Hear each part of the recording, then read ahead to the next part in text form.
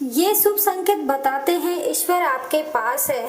प्रिय मित्रों, परमेश्वर का प्रेम कौन नहीं चाहता, लेकिन परमेश्वर अपना प्रेम सभी को अलग अलग रूपों में देते हैं।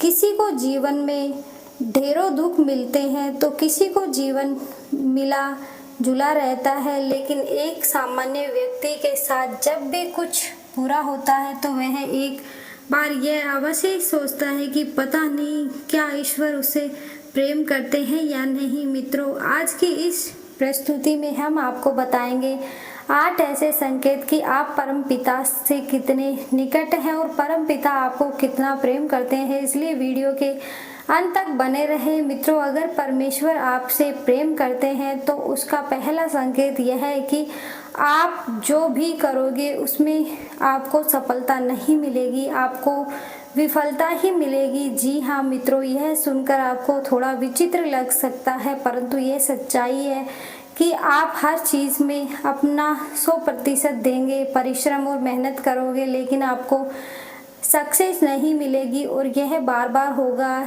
जब तक कि आपकी आंखें नहीं खुल जाती। मित्रों, दूसरा संकेत है कि आपको ऊपर की जो विश्वास है वो खत्म हो जाएगा। जी हाँ मित्रों, जब परमेश्वर आपके साथ होते हैं तो आपको बिल्कुल अकेला फील होता है। आप नहीं समझ पाओगे कि आपको आगे क्या करना चाहिए। आप खुद को ऐसे स्थिति में महसूस करोगे जहां आपकी कोई मदद नहीं कर सकता। आप किसी को अपनी परेशानी शेयर नहीं कर पाओगे। अगर किसी को अपनी परेशानी बता भी देंगे तो वह उनके लिए बहुत छोटी बात होगी या फिर वह लोग आपकी बात पर ध्यान नहीं देंगे। मित्रों, ईश्वर का तीसरा संकेत है आपके जीवन में दुख अपनी चरम सीमा पर होंगे। हाँ मित्रों, आपको ऐसा लगेगा कि मेरे जीवन में इससे बुरा क्या हो सकता है। आप दुख की चरम सीमा को महसूस कर लेंगे। मित्रों, आपने महान लोगों का जीवन तो देखा ही होगा। सभी अपने जीवन में बड़े से बड़े दुखों से गिरे और उनके अंदर वैराग्य आया और इस जीवन को सांसारिक सुखों के आगे ईश्वर को जानने की उनके मन में प्रयास जगी और अंत तक उन्होंने परमेश्वर का साक्षात भी प्राप्त कर लिया। मित्रों, इन दुखों से मनुष्य टूट तो जाता है, लेकिन इन दुखों से ईश्वर के प्रति प्रेम भी विकसित होता है। वह यह समझ जाता है कि संसार में सारे सुख तो नहीं, कुछ तो ऐसा है जो इस संसार में परे है और वह शायद ईश्वर ही है। दोस्तों, ईश्वर हमें सबसे पहले हारना सिखाते हैं, क्योंकि जब तक आप हारोगे नहीं समझोगे, आप जिद को नहीं समझ सकते।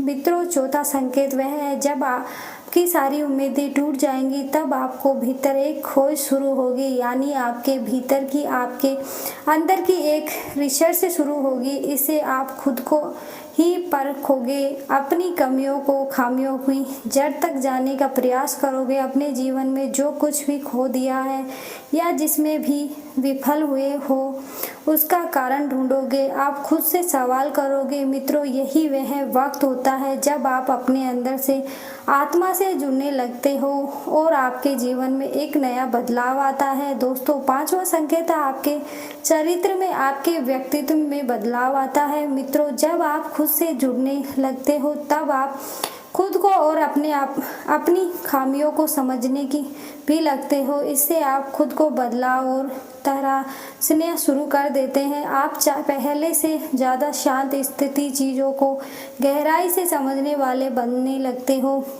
मित्रों, जब भी हम ईश्वर की राह में जाने लगते हैं वह सबसे पहले हमारे अंदर परिवर्तन लेकर आता है ताकि हम उनकी भाषा को समझ सके। मित्रों, जब तक हम परमेश्वर के गुणों को नहीं समझेंगे तब तक हम ईश्वर को उनके प्रेम को भी नहीं समझेंगे। इसलिए ईश्वर हमारे अंदर बदलाव लाते हैं, हमें उनकी भाषा को समझना सिखाते हैं, चाहे फिर दुख हो या फिर कोई खास अनुभव। छठा संकेत है आप किसी भी चीज़ में हार या जीत का अनुभव नहीं करोगे। मित्रों, यह वह वक्त होगा जब आप बदल चुके होंगे, आपके अंदर बदलाव आ रहा है। अब आपका जीवन के प्रति दृष्टिकोण बदलता जाएगा, जिससे सांसारिक जीवन में घट रही घटनाओं का आप पर असर कम होगा।